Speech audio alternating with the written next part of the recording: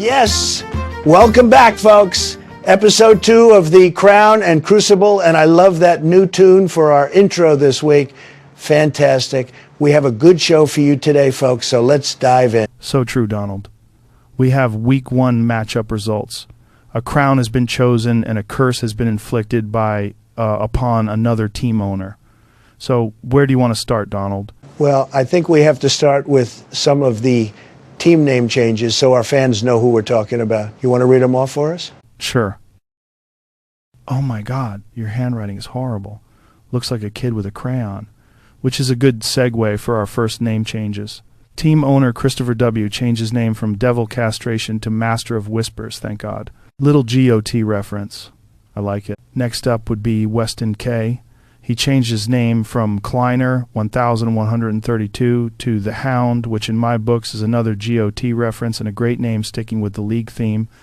We did find out that Weston does drive a Ford, as we guessed last episode. Little by little, we'll figure these new guys out. Yes, we will. If you don't mind, Joe, I'd like to do the next one. Moving over the Warhammer League, we have Brandon B. changing his name from Beast 4 to Show Me Your TDs. I know you probably don't get the reference, Joe, but he's actually saying, show me your titties. Yeah. Donald, I got it. Oh. Well, you had your mouth open and looked confused when I said it, so I just assumed. Yeah. Moving on. Our next name change comes from Ross K. Changed his name from Shipwreck, which we saw as fitting, to Henry Given Sunday. Ah, yes, as tribute to his running back, Derrick Henry. Clever.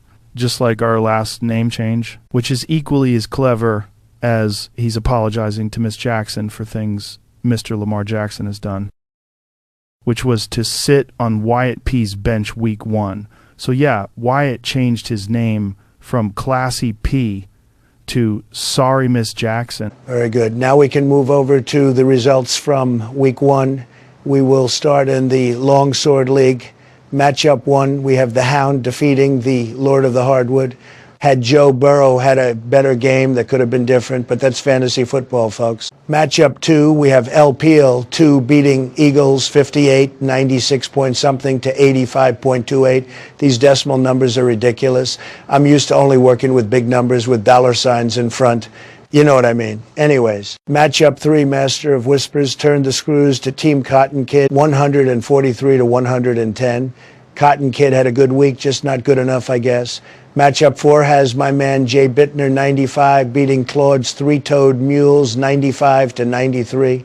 Real close, folks, but not as close as Team Hands Off My Cornbread as they beat Papa Don by fractions of a point, 100, 1.86 to 100, 1.38. Real heartbreaker. Yeah, that is super close and such a tough loss for Papa Don. Okay, let's move over to the results from the Warhammer League. I know there was a even closer matchup on this side, so let's take a peek. Matchup 1 was Sorry Miss Jackson defeating Too Old 4. This blitz 122 to 91. Matchup 2, we have Henry Given Sunday slapping Terry's Terrors 128 to 102. I say slap, but I'm thinking that scoring more than 100 points per week might actually be good in this league. So Terry's Terrors did good. I mean, I guess we'll see. It's only Week 1. Matchup number 3. Team CG36 made Show Me Your TDs do more than show him his. TDs. I think this was a full-on stripped-down CG36 waffle stomped. Show Me Your TDs 124 to 50.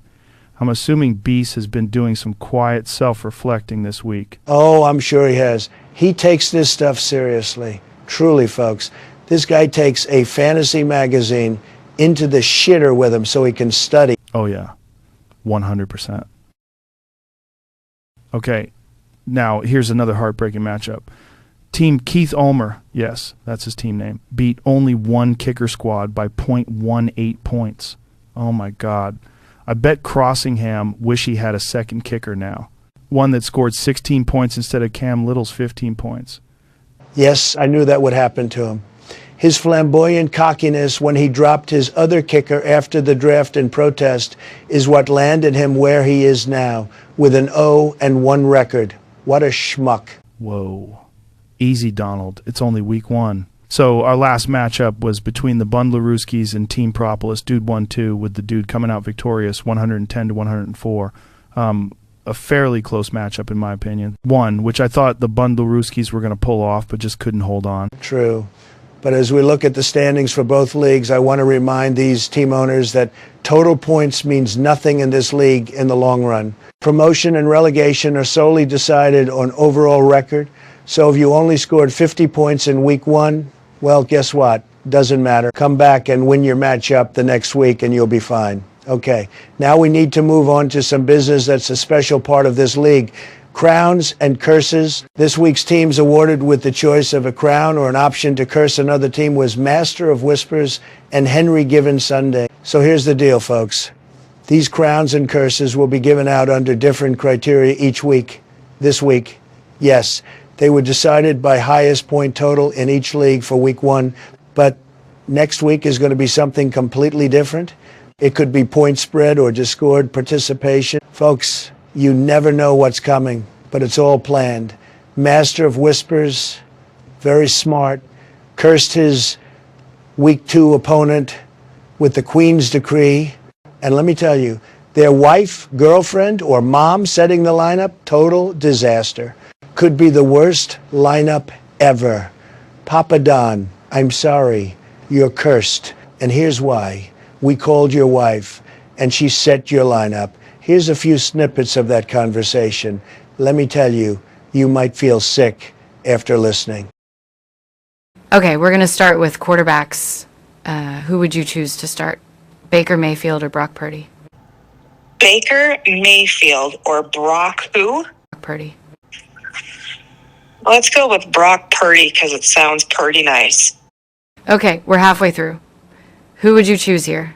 Drake London or Diggs? Is Diggs' first name Stefan? Yes, it is. Good job. I want him. Doesn't he play for the Vikings? Okay, one last question, then you can go and not tell your husband what you just did. Denver Broncos defense or the New York Giants defense? I think they both suck, don't they? I'm sorry, ma'am. I'm not allowed to give any hints or lead you in any direction. It's my if I remember correctly from last season, the Broncos are pretty much a disappointment for everybody. So let's go with the Giants. Let me tell you, I'm glad we cut that call because, wow, I almost feel bad for Papa Don. Almost. But we've got J-Law, folks. She was such a tremendous voice on the WFFL podcast. We had to bring her here to the Crown and Crucible. Totally amazing. Totally agree. J-Law brought so much to the table, and we love having her here. Now, Ross K. received the choice of crown or curse in the Warhammer League. What did he go with, Donald? He went with the King's Choice. Very powerful, folks.